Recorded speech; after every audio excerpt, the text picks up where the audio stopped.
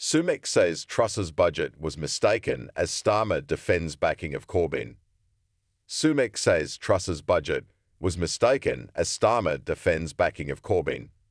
Keir Starmer has defended serving in Jeremy Corbyn's shadow cabinet, saying he wanted to help preserve the Labour Party and that he always knew there was going to be a day after. Speaking in separate interviews hosted by the Sun newspaper that included questions from a watching audience, Rishi Sunak and Starmer underwent at times difficult interrogations, including over migration and the NHS. Both party leaders were quick to dismiss the record of their predecessors. Rishi Sunak said Liz Truss's economic policy was badly mistaken and claimed that a Starmer-led government would create similar fiscal instability.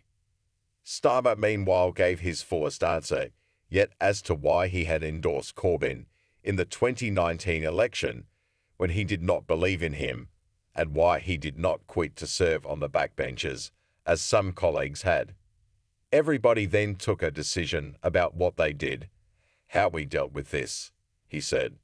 I felt that on issues such as Brexit, which I thought were going to define us for decades to come, leaders are temporary, but political parties are permanent.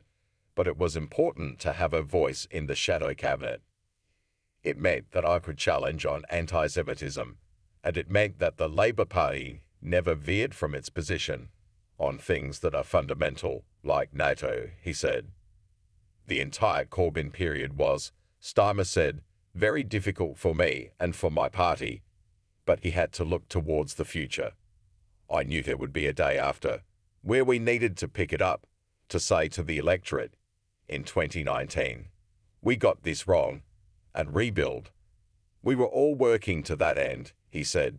Everybody knew there was always going to be a day after, when we would have the opportunity for a new party, and to make sure our party was there to face the future.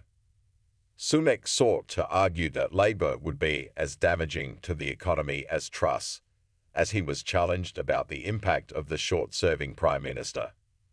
Asked if he felt some responsibility for inflicting Liz Truss on the voters, Sunak stressed that he had fought Truss for the Conservative leadership and warned against her plans.